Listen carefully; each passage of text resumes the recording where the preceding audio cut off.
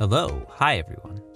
Welcome back to Woo Can Cook. My name is Wesley, and this is a show where we are slowly cooking our way through all of the food from my childhood. Today we're diving back into our series dedicated to Chinese comfort food classics with a shot at the aptly named sanbeiji, or literally 3-cup chicken. For those unfamiliar, sanbeiji features a braised piece of chicken thigh that has been slow cooked in, by definition, 1 cup each of 3 different sauces to make up its braise. Although the dish does in fact originate from Chinese cuisine, 3-cup chicken is actually best known as a popular Taiwanese dish, wherein the simplicity of the braising sauce colloquially makes it a very simple dump recipe, or in other words, throw a bunch of stuff into a wok and a meal will suddenly appear.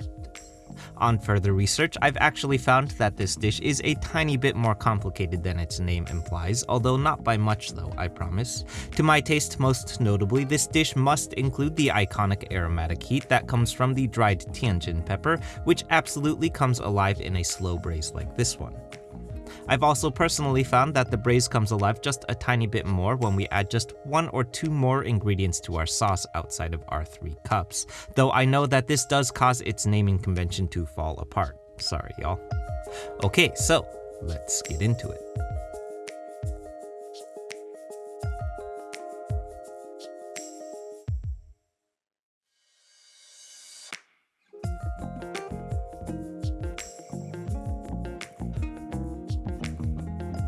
Okay, so diving right in, we're kicking things off here first with some aromatics for our braise. This is going to be 4 cloves of crushed and minced garlic to start, followed by 1 inch or about 1 tablespoon of fine minced ginger, and the whites of 3 green onions sliced up thinly. I'm reserving these greens of my green onions to slice up into planks so that we may add them as our leafy green addition at the very end. I'll also acknowledge that the iconic sanbeiji does in fact include Thai basil, not green onions, which I forgot to pick up when I was making this dish. Whoops.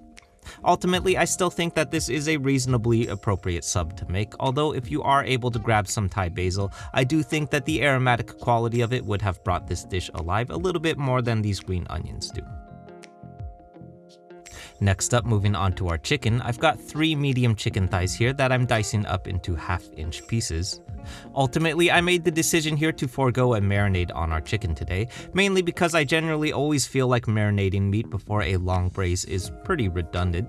Looking back on this though, I do think that a simple marinade might have benefited the sear to our chicken coming up, but we'll get to that in a moment.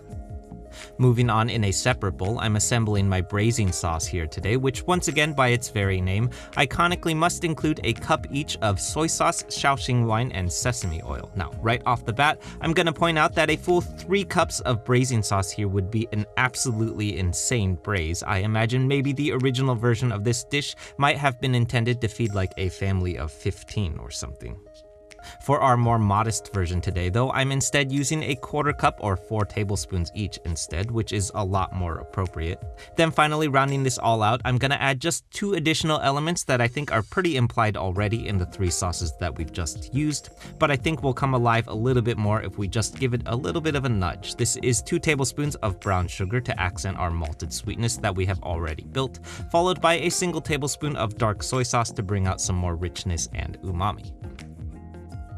Over on the stove, I have my wok heating up here over medium heat. For those who missed it, this by the way is my brand new hand-hammered oxen forge wok. More about them in the cookware basics video that we did last week. I did want to point out here though that this is the very first time that I used this wok. Literally the only thing that I've done at this point is wash it with soap and water, so we can run through here what I like to do with brand new woks.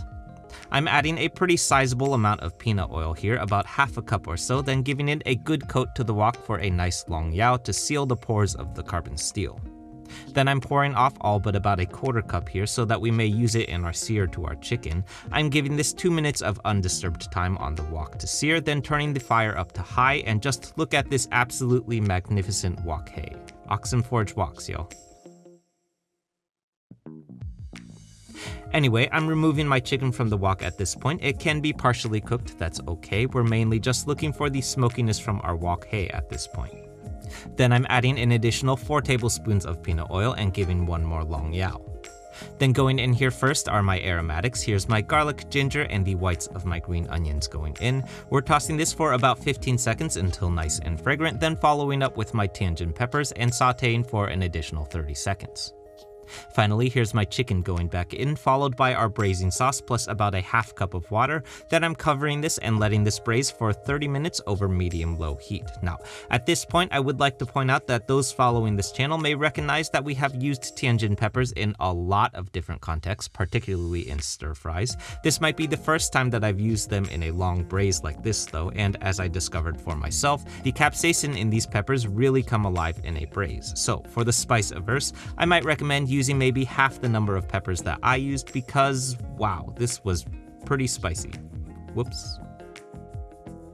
In any case, 30 minutes later, I've removed the lid from my wok, then brought the fire up to high so that we may aggressively reduce our braising sauce until we're left with something resembling more of a glaze than a sauce. Finally, at this point, for your own attempts, I would recommend killing the heat, then adding in your green onions to the wok, or Thai basil if that's what you got, before removing it. I forgot to do this in the wok for my own attempt, but that's okay because we're going to do this off heat using residual heat anyway. Finally, as with any time that we're using carbon steel, but particularly when we're using a brand new wok, I'm rinsing off the wok while it still has some heat to it. Then I'm using a bamboo brush here to remove anything that's still left behind.